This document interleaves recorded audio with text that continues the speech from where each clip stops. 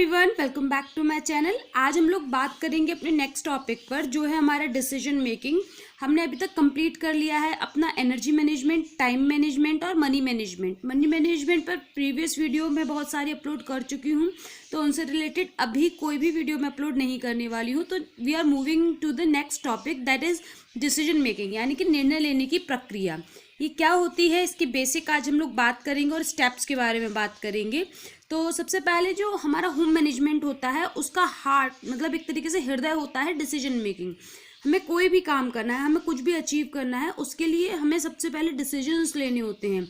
वो डिसीजंस हम किस तरीके से ले रहे हैं और हम किस फॉर्म में ले रहे हैं, वो हमारे अल्टीमेटली गोल को अचीव करने में हेल्प करता है, या फिर हम कहें कि वो इफेक्ट करता है कि हम हमारे गोल को अचीव कर पाएंगे या नहीं कर पाएंगे। अब जैसे कि अगर हम एग्जांपल लें कि आप टीजीटी पीजीटी का एग्ज़ाम देने जा रहे हैं और आपने एक डिसीजन लिया है कि आप अपनी पढ़ाई करेंगे किसी एक बहुत नामी जो इंस्टीट्यूट है जहाँ पर आप कोचिंग करेंगे जाकर और वहाँ से स्टडी करेंगे। बट वहाँ जाकर क्या आप अपने उस डिसीजन को फुलफिल कर पा रहे हैं, मीन्स आपको क्या वो रिजल्ट्स मिल रहे हैं जो आप लेना चाहते थे।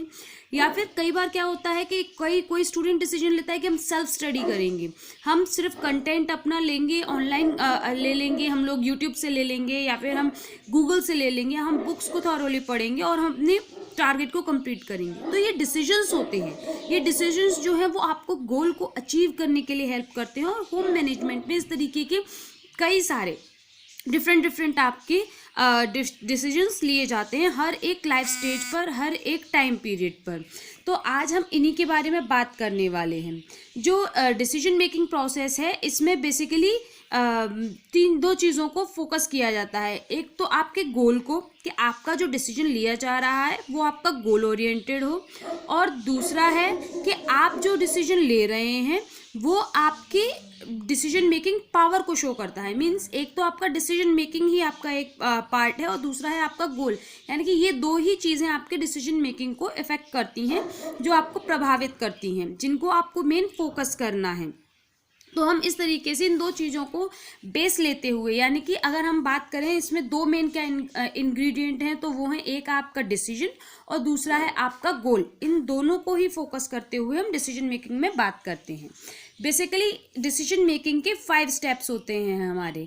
5 स्टेप्स में पहला होता है कि प्रॉब्लम। हम डिसीजन कब लेंगे, जब कोई प्रॉब्लम होगी हमारे सामने, कोई प्रॉब्लम जब अकर हो रही है, जब हमें लग रहा है कि हमें पर्टिकुलर, जैसे कि जब तक हमारा नोटिफिकेशन नहीं आया था, हमें नहीं पता था कि 2020 का कोई टीजीटी पीजीटी का यूपी गवर्नमेंट एग्ज़ाम करवाएंगी, तब तक हमारे पास कोई प्रॉब्लम नहीं थी। मतलब हम लोगों के दिमाग में ऐसा कुछ नहीं था। हाँ, एक दिमाग में ये था कि आएगा नोटिफिकेशन तब हम प्रिपरेशन करेंगे। बट जैसे ही नोटिफिकेशन आया तो एक प्रॉब्लम अकर हुई। प्रॉब्लम के बाद में सर्च फॉर ऑल्टरनेटिव्स। फिर हमने क्या किया, जैसे ही हमारे पास प्रॉब्लम सामने आने लगी, हमने उसमें ऑल्टरनेटिव्स को देखना शुरू कर दिया कि क्या क्या ऑल्टरनेटिव्स हो सकते हैं इसको प्रॉब्लम को सॉल्व करने के लिए। तो वो ऑल्टरनेटिव्स क्या क्या निकले हमारे, कि हम कोचिंग कर लें, या फिर हम सेल्फ स्टडी कर लें, या फिर हम कहीं ऐसे नोट्स ले लें, या फिर हम मतलब हम कहाँ से क्या क्या कर सकते हैं। इस तरीके के बहुत सारे ऑप्शंस हमने ऑल्टरनेटिव सर्च किए। फिर उसके बाद है एनालिसिस ऑफ ऑल्टरनेटिव्स। फिर आपने देखा होगा, आपने कई लोगों से जिन्होंने या तो एग्ज़ाम क्रैक किया है या फिर जो इसके एक्सपर्ट्स हैं उनसे सजेशंस लिए होंगे कि हमें किस तरीके से अपने एग्ज़ाम को क्रैक करना चाहिए।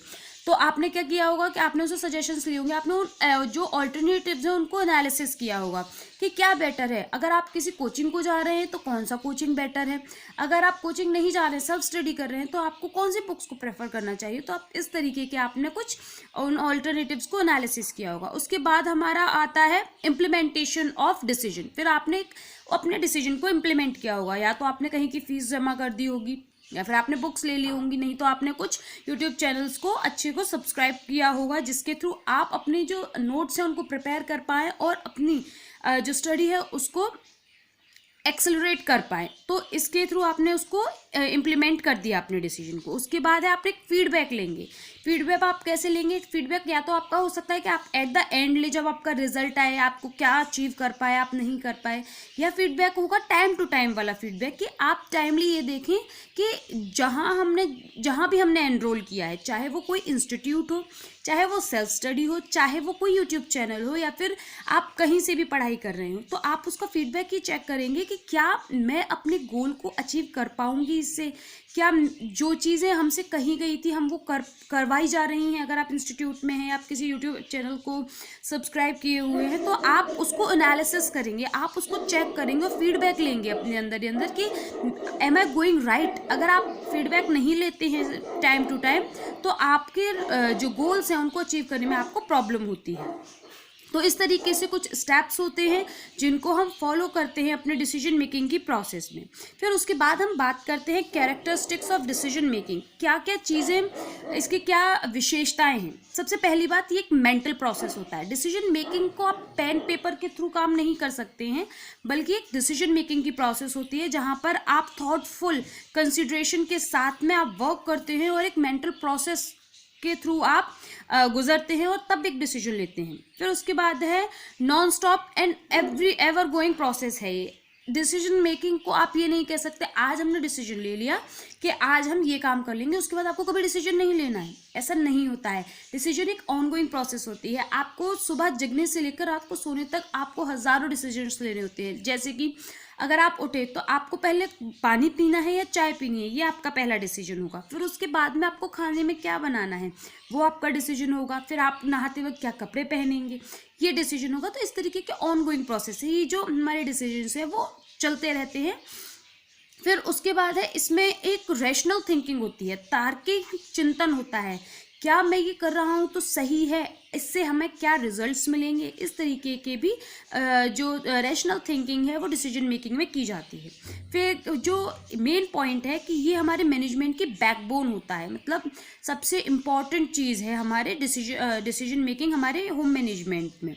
उसके बाद हम बात करते हैं कि ये जितने भी हमारे गोल हैं उनको अचीव करने के लिए हेल्पफुल होता है। अगर हमें गोल्स अचीव करने हैं तो हमें डिसीजन मेकिंग पावर को अपनी को स्ट्रॉन्ग करना पड़ेगा। और ये थोड़ा सा हो सकता है थोड़ा टाइम टेकिंग भी हो, क्योंकि जब आप किसी बड़े डिसीजन पर वर्क करते हैं तो आपको टाइम लगता है। आप सोचते हैं आपको, जैसे कि अगर आपको अपने आपके बच्चे को किसी बड़े कॉलेज में भेजना है, जैसे कि उसने 12th पास आउट है, तो आपके लिए ये डिसीजन मेकिंग आप कम से कम पिछले 4 सालों से कर रहे होंगे कि इसके बाद उस बच्चे को क्या करना है, हमें कहाँ भेजना है, किस तरीके के हमारे इन्वेस्टमेंट्स होंगे, ये सारी चीज़ें हम सोचते हैं। जो डिसीजन मेकिंग पावर है वो आपकी इंडिविजुअल भी हो सकती है और ग्रुप भी हो सकती है। इंडिविजुअल इज़ लाइक आप खुद सिर्फ डिसीजन ले रहे हैं, और आपकी जो ग्रुप वाली होती है उसमें आपकी पूरी फैमिली आपके साथ डिसीजंस ले रही है। जैसे कि अगर आप कोई सोफ़ा सेट लेने जा रहे हैं तो आप अपनी पूरी फैमिली को साथ लेकर जाएंगे, पूछेंगे कि हमें किस तरीके का लेना चाहिए। तो ये हमारे ग्रुप डिसीजंस में आता है। फिर उसके बाद हम बात करते हैं कि ये जो इनका जो प्रभाव है वो स्थायी होता है। जो भी हम डिसीजंस लेते हैं वो हमारे लाइफ में स्थायी इफेक्ट छोड़ते हैं, क्योंकि हमने जो डिसीजन लिया वो अल्टीमेटली हमारे सामने एक रिजल्ट्स रखेगा और वो रिजल्ट्स हमारे आगे के डिसीजंस को भी इफेक्ट करते हैं। तो इस तरीके से हमने देखा कैरेक्टरिस्टिक्स के बारे में। नेक्स्ट वीडियो में हम लोग बात करेंगे डिसीजन मेकिंग की ही, इसमें हम लोग और इसके जो स्टेप्स हैं उनको एलेबोरेट कर देखेंगे। अगर आपको ज़रूरत हो आप मुझे बता सकते हैं कि आपको अगर इनको और अच्छे से एलेबोरेट करके पढ़ना है तो, अदरवाइज़ यहाँ पर मैंने इनको समझा दिया है और कुछ जो टर्म्स हैं उनको भी हम लोग बात करेंगे। तो आज हम यही अपनी वीडियो को एंड करते हैं। Although this is a short video and बहुत इमरजेंसी में बनाई गई वीडियो है, बिकॉज मेरे पास कंटेंट मैंने प्रिपेयर नहीं कर पाया था, तो स्टिल क्योंकि मुझे वीडियो अपलोड करनी थी, जो फ्लो है वो नहीं टूटना चाहिए, तो इसीलिए वीडियो अपलोड की गई है। I hope this will be helpful for you. Thank you for watching my video and have a good day. Bye bye.